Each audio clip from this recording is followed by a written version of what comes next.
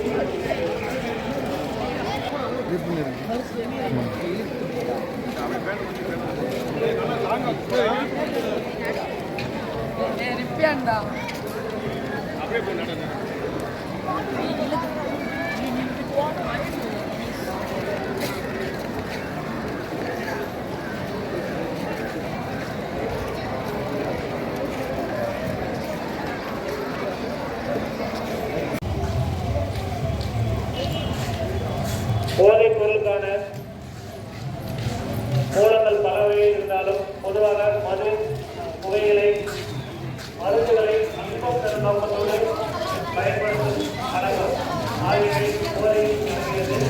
ஆதலால் மேற்கூறிய பொருட்களை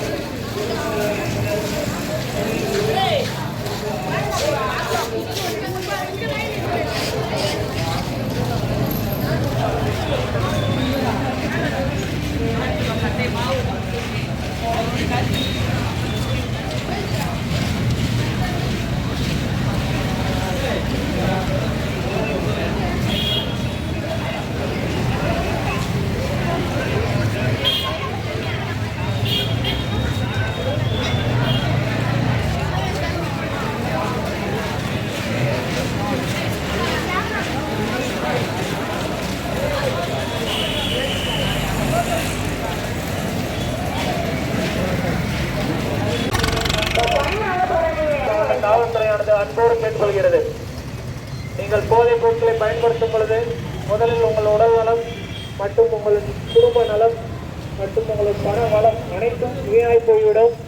ஆதலால் உங்கள் உடல் உழைப்பை மற்றும் உங்கள் குடும்பத்தின் நலனை போதைப் பொருள் என்ற கொடிய அரசியலிடம் ஒப்படைத்து சீரழித்து விட வேண்டாம், வாழ்க்கையை சீரழித்து விட வேண்டாம் என்று காவல்துறை